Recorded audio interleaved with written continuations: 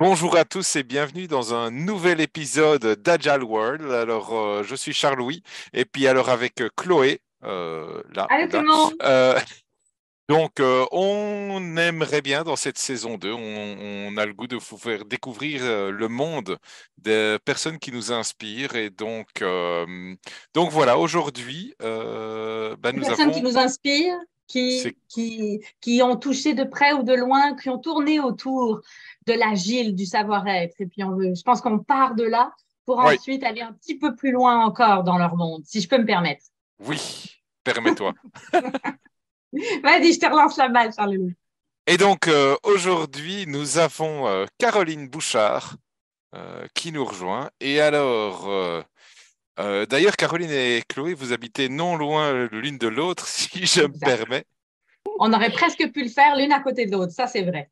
Oui. Effectivement, par contre, ce qui est très drôle, c'est que ça fait combien de temps, Chloé, qu'on se connaît? Peut-être un peu Un plus an. d'un an. Et on s'est toujours dit que il faudrait aller prendre une marche entre nos deux maisons parce qu'on est vraiment très proches. Et ça n'est jamais arrivé encore. On a toujours des petits pépins ou des petits ennuis qui font en sorte qu'on repousse. Donc, Exact. Exact. Mais heureusement, il y a des moments comme ça qui nous permettent de garder le lien vivant et puis on le sait qu'on en a envie, c'est que ça va se faire. 2023, ça va se faire. On c'est avait bon. envie de vous présenter Caroline. Caroline, elle a un univers très intéressant. Puis c'est au-delà parce que je pense que c'est qu'on veut aller au-delà du métier, on veut comprendre tout ce qui t'anime, Caroline, tout ce qui t'anime actuellement, et puis ça fait quoi comme connexion dans ton univers à toi, ton parcours. Euh, on peut prendre le point de départ où on a envie. La proposition que je fais aujourd'hui, au fond, c'est parce que ce que vous ne savez pas, ceux qui nous écoutent, c'est qu'avant qu'on ait appuyé sur enregistrer, il y a plein de belles pépites qui sont sorties. Parce que c'est comme, mince, commence par quoi? Et on prend ce temps-là souvent pour reconnecter, me placer le cadre et tout. Puis là, d'un coup, je suis comme, ah, il faut qu'on arrête de parler. Il faut qu'on enchaîne. Alors, on pourrait le prendre de n'importe quel côté. Euh, j'ai comme envie que tu nous parles c'est vrai, de ta première expérience avec l'agile, puis qu'après, tu partes de là. On ne reste pas longtemps, mais il me semble que ça a valu tellement la peine quand tu viens de nous Oui. en parler. OK, parfait. Pendant de nombreuses années, j'ai accompagné des entrepreneurs d'une région, de la région de Laval au Québec, dans leur stratégie, dans la mise en place, dans le fond, de leur stratégie à l'international. Puis, un de mes premiers clients, en fait, était une sommité dans le domaine de l'agilité ici au Québec, Pixis Technologies. Donc, j'ai baigné dans cet univers-là à travers eux entre 2008 et 2016 à faire une multitude de projets d'accompagnement. J'ai aussi eu la chance à travers eux de faire certains coachings intégral, de découvrir la facilitation intégrale. Donc, j'ai vraiment découvert un univers qui ne m'était pas que j'avais aucune idée qu'il existait. Puis, étant une personne hyper curieuse, j'ai sauté de pieds joints à dire OK, laissez-moi me faire déstabiliser. Fait que, tu sais, j'étais vraiment dans cette perspective-là. Puis, Et à dis-moi, tu, l'époque, tu passais d'un univers, comment tu le qualifierais, ce nouvel univers, justement? Ça a semblé te marquer. Qu'est-ce qui a été le hmm, plus marquant dans ce nouvel univers dans lequel tu t'es dit, OK, je lâche tout, je me laisse surprendre? Qu'est-ce qui t'a ben, donné le... en fait, c'était vraiment de voir des perspectives différentes du monde traditionnel ou de penser à l'exportation, mais d'une façon complètement différente. Tu sais, par exemple, on était sur un modèle de franchise qui n'a pas vu le jour, mais on était sur un modèle de franchise, mais un modèle de franchise où est-ce qu'on se donne des câlins. Oui, il y avait toutes sortes de petites étincelles qui étaient complètement différentes du modèle transactionnel dans lequel j'étais habituée de naviguer. OK, Et je moi, comprends. ce que j'aimais, dans le fond, c'était de voir d'autres perspectives, puis de me poser d'autres questions ou de me faire challenger ou de me faire dire Hey Caroline, on le sait là, que ça, c'est le monde traditionnel, là, mais nous, on veut rien savoir de ça. Là. Shakons ça, là. Faisons un peu le Ah, chaos ouais. là-dedans. Fait que, tu sais, c'était toujours ça, puis les échanges étaient extrêmement riches. D'ailleurs, c'est à travers eux que j'ai rencontré Charles-Louis Ouais. dans une formation encore là super intéressante. Donc voilà, En j'ai beaucoup grandi. février. J'ai Vous... beaucoup grandi en fait dans ces années-là. Je dirais que c'était des années très riches en découvertes. Découverte d'un autre univers, mais aussi me poser d'énormes questions sur qu'est-ce que j'ai le goût dans la vie. Hmm. Et je repense à cet épisode où on s'est rencontrés. Alors, on s'est rencontrés à l'époque, on n'appelait pas ça en présentiel. Hein, à l'époque, on disait ça en vrai. Je comprends. Mais c'était en février 2016, je pense. Et alors, pour moi, il faisait froid. Pour toi, il faisait peut-être fret. Mais c'était aussi de comment animer ou enseigner autrement. Et donc, il y avait aussi déjà ce côté. Enfin, il y avait comme toujours, ce côté de, tiens, prendre un pas de côté et voir ce qui peut être fait. Et en fait, parce que tu nous as partagé aussi quand même que tu as accompagné Pixis quand même pendant 8 ans sur ce sujet-là, Mhm. c'est que quand même, il y a eu quelque chose et il y a eu matière aussi au niveau de l'international. Et peut-être l'idée, c'est de se dire, c'est qu'un jour, cet accompagnement s'est terminé. Et qu'est-ce que tu as gardé dans ton sac à dos de ça? Hmm. Oh, Hmm. j'aime.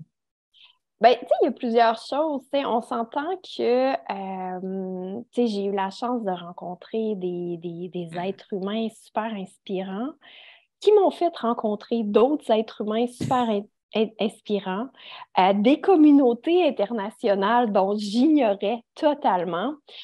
Tu sais, je me souviens en 2015, j'étais en congé de maternité et pour moi, c'était le moment idéal de faire une formation sur une période d'1 an avec des déplacements aux États-Unis en facilitation intégrale. Donc, vous pouvez vous imaginer un peu qu'est-ce que ça voulait dire, mais c'était ça à ce moment-là. Pour moi, c'était comme le moment parfait pour me reposer plein de questions puis travailler encore plus, parce que ce que je n'avais pas compris, c'est que pendant cette année-là, il y avait une certaine portion de facilitation de groupe. Donc, j'ai été très...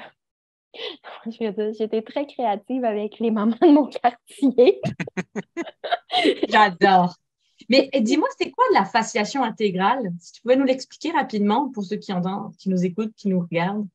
Ben, c'est vraiment le multiperspective, c'est vraiment la posture de on n'est plus dans un agenda concret, mais on est dans une présence devant les gens pour être capable de déceler ce qui se passe dans la salle. Puis, tu sais, je me souviens, les premières fois où est-ce qu'on m'a dit ça, j'ai fait, mais attends un peu, là, sentir la salle, qu'est-ce que c'est ça, tu sais? Qu'est-ce que ça veut dire? Puis tu sais, mais Wow. je le sens pas.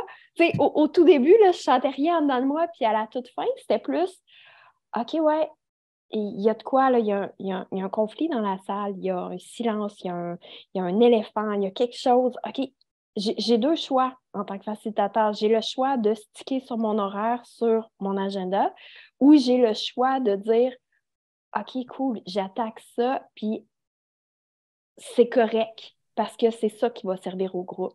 Fait que, tu sais, c'est vraiment dans cette perspective-là. Tu sais, c'est un exemple de ce que c'est de la Wow. facilitation intégrale, Non? mais où ça peut être, tu sais, c'est vraiment d'être un instrument au service du groupe. Donc, tu es Hmm. vraiment Hmm. là, tu sais, t'es vraiment dans cette, en tout cas pas, tu sais, c'est ce que je pourrais dire qui est la meilleure, ben, le meilleur visuel que je vois par rapport à tout ça. Fait que, tu sais, c'était beaucoup de travailler sur moi dans ma posture. C'est ça que c'est. Wow. Et j'aime bien l'idée de sentir la salle. Alors, c'est pas ici qu'on va voir ce que ça veut dire, mais c'est surtout se garder en tête Trop beau. au service du groupe. Mhm. Euh, par rapport à ce qui se dit. Et puis aussi, quand tu disais, ben, il y a des silences, il y a des éléphants aussi. Donc, c'est au service du groupe, même par rapport à ce qui se dit pas. Mhm. Et le Ouais. rendre visible. En tout cas, d'avoir le courage de le rendre visible Mm. dans un espace que tu espères effectivement créer le plus sécuritaire possible. Ben, tu vois, moi, ça me fait un ah ouais, là, je comprends. Dans le sens où il y a plein de connexions qui se passent. Ah, ok, ben, c'est sans y avoir mis un mot, c'est probablement aussi ce que j'aime être au milieu d'un groupe, mais c'est pas ce sur quoi je veux m'attarder aujourd'hui. Le deuxième, c'est ah, je comprends pourquoi pendant un an, toi et moi, on a vécu cette formation Kisho Tenketsu parce que ça a vraiment poussé encore un peu plus loin la personne que tu veux, la meilleure version de toi-même que tu as envie d'être. Et ça t'a apporté des cordes pour développer encore plus cette posture, cette présence, cette écoute. Euh, voilà, pour moi, c'est juste, ah, ben oui. Mais tu sais, c'est surtout, tu sais, cette curiosité de dire, OK, essayons quelque chose de nouveau. Des fois, Mm. c'est tough parce que tu te plantes solide, mais l'apprentissage de cette chute-là est beaucoup plus grande, puis t'amène beaucoup plus loin dans ta réflexion pour le futur, mais tu sais, je dirais, c'est le courage d'oser différent. Mm. Oui, et ça me fait. Tu parles le fait de se planter et c'est tough et tout ça aussi. Et puis en même temps, ça peut être au service d'autre chose. Et ça me rappelle une vidéo de Mathieu Richter qui est passée l'autre jour où il parle justement de failure. Je vais essayer de le noter pour pas oublier de mettre la référence après. Mais donc il y a cette Mhm. idée justement que quand on parle de se planter, on le dit souvent quand on regarde finalement à très court terme. Mais quand on regarde plus loin, et il prend l'exemple, par exemple, de ah, j'ai raté un entretien d'embauche, j'ai pas été pris. Et Mm. peut-être que suite à ce refus-là, bah, j'ai autre chose qui va arriver. Donc, si on ouvre les perspectives finalement suffisamment loin, on peut voir, hein, par exemple, ton congé de maternité, ou ton année où tu es tombée enceinte, où tu en as profité justement. Donc, c'est ça aussi, tu as pu faire cette facilitation au service des femmes de ton quartier. Et, et voilà, en fait. Je dis pas que c'était une failure, hein, de tomber Non, enceinte, non, c'est non, pas ça que je veux absolument dire. pas. Mais ça reste un événement de vie qui Oui, Mhm. forcément nous bouscule, nous amène voilà. Mhm. Hmm. en tout respect de l'humain dans le chaos. Je veux dire, on a combien Ben, de totalement. Puis tu hein? sais, une des choses qui, pour moi, était le plus difficile, c'était de laisser mon enfant ici au Québec, alors que moi, j'allais aux États-Unis, au Utah, à 3 reprises pendant l'année. Euh, et de savoir toutes ces choses-là et d'être dans cette posture-là. Puis, tu sais, j'ai tellement eu un accueil et un accompagnement, tu sais, à la première session. Tu sais, on a eu la discussion parce que c'est vraiment venu me chercher émotivement, bien évidemment. Et la, la facilitatrice lead, Diane Hamilton, elle m'avait dit, tu sais, Caroline, si tu dois amener ton fils ou si tu souhaites l'amener, il est le bienvenu Hmm. dans cette rencontre-ci, avec nous pendant la semaine, tu sais. Parce qu'un autre individu, un enfant, va nous amener d'autres choses comme perspective en tant Hmm. que groupe. Fait on s'entend là, on est dans un autre univers, mais vous pouvez vous imaginer d'un point de vue pression, d'un point de vue Hmm. humain, qu'est-ce que ça a voulu dire pour moi? Ça a simplement voulu dire, OK, j'ai droit d'être et c'est beau d'être. Et on accepte et on veut. C'est bien, tu sais. Puis à la deuxième rencontre, ben, à la deuxième fois qu'on s'est vu pour une semaine, les gens me demandaient, mais il est où ton fils? Oh. On le veut, nous. Ah. Donc, il a grandi avec nous, même si il n'était pas là parce que, ben, bien sûr, tu sais, ça faisait partie de ma vie à ce moment-là, de dire, tu sais, cette dualité-là, d'être une maman et d'être tu sais, une professionnelle, être quelqu'un qui veut se dépasser, qui veut aller plus loin d'eux, qui ne veut pas se satisfaire peut-être du statu quo, je ne sais pas comment le dire, mais c'est qui a cette quête-là, en fait. Fait que, tu sais, Wow. Je, je me ramène à une des premières choses que tu as dites dans l'introduction. Tu as dit justement, cette première expérience m'a permis de comprendre, allez, mettons le chaos là-dedans, puis voyons ce que ça donne. Puis là, on revient au chaos, tu sais. Puis ça résonne beaucoup parce que je me familiarise tranquillement de plus en plus avec le chaos. J'essaye, je l'ai nommé plusieurs fois l'année dernière avec vous dans les espaces sécuritaires qu'on avait, c'est-à-dire que j'essaye de faire en sorte que ça devienne plus un ami qu'un ennemi. Puis moi, ce que j'ai envie d'entendre de toi, c'est toi, tu le perçois comment, tu passes à travers comment tes outils ou tes affirmations ou qu'est-ce qui te fait vivre le chaos pleinement?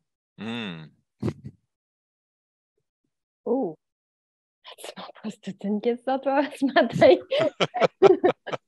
OK, comment je l'approche, celle-là? Ben, tu sais, je dirais comme toi, Chloé, le chaos, lorsque ben, le chaos me fait douter beaucoup. Ben, ça dépend. Il y a différents types de chaos pour moi.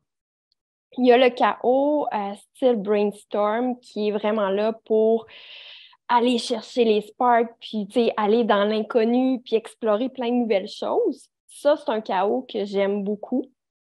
Par contre, le chaos, quand je suis un instrument au service d'eux et que j'ai un travail de facilitateur, ben, des fois, il va être difficile.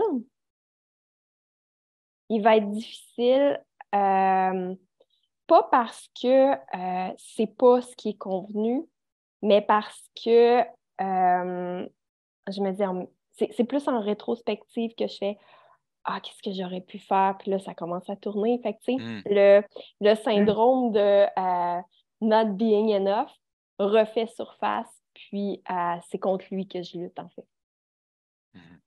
Je ne sais pas si c'est clair, cette portion-là, mais tu sais, c'est le sentiment de culpabilité de ne pas avoir fait suffisamment alors que j'ai probablement fait bien assez. Oui, et donc de ce que j'entends, c'est au moment même, pendant que le chaos arrive, je vais utiliser le terme, tu gères, tu fais, tu facilites, voilà. Et puis c'est après, en fait, une fois que c'est terminé, que tu fais le déroulement de la journée en rétrospective, et puis là, tu dis, oh là là, mais là, et puis tu es en train d'explorer toutes les autres possibilités, tous les univers alternatifs.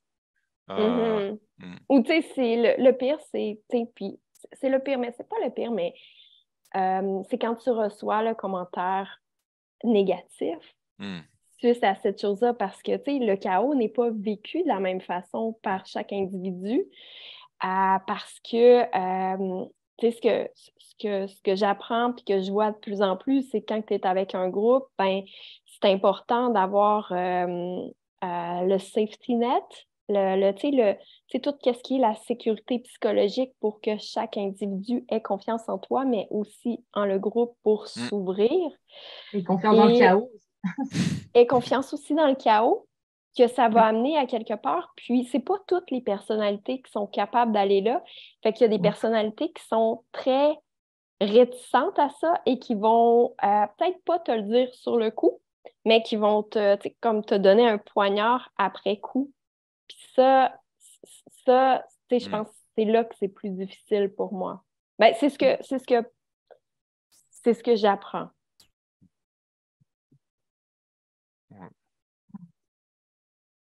Et c'est vrai que c'est pas évident parce que déjà de un, on a, enfin, en tout cas, quand on facilite, que ce soit quelques heures, que ce soit une journée, en général, après, on est assez vidé au niveau énergétique. Et c'est quand le poignard arrive, c'est là finalement où en plus on devrait encore avoir l'énergie nécessaire pour l'accueillir en toute bienveillance. Et ça, c'est joli, joliment dit, et c'est sur papier. Et puis dans la vraie vie, on se dit, oi, aïe. Et puis on rumine. Et puis en fait, après, souvent, on se rend compte que ce poignard, ce n'est que l'expression d'une personne parmi les 352 qui étaient présentes.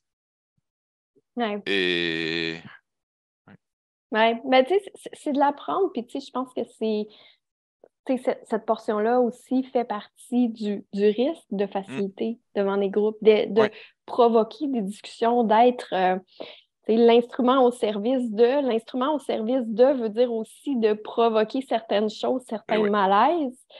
Et malheureusement, certains individus ne sont peut-être pas prêts d'aller dans ce malaise-là au moment où est-ce que tu l'as amené. Peut-être que plus tard, ça va être une révélation pour cette personne-là, qui sait, mais sur le Mhm. coup, ça vient chercher, c'est Ça vient certain. chercher. Ouais. Hmm. Euh, va ne rester pas beaucoup de temps. J'ai comme quelque chose qui me démange. C'est ton univers aujourd'hui, Caroline. Comment est-ce que tout ce passage-là, cette découverte de ce chaos-là, cette découverte de cette présence dans les groupes, comment tu l'utilises aujourd'hui? Mhm. Je voudrais peut-être t'entendre, savoir voilà, C'est quoi? Caroline aujourd'hui, en 2023, c'est qui? OK. Ben, je suis cofondatrice d'une entreprise qui, euh, du nom de Phare. Mon entreprise, dans le fond, on se spécialise dans la veille stratégique. Donc, nous, là, ce qu'on fait, c'est qu'on va chercher l'information clé.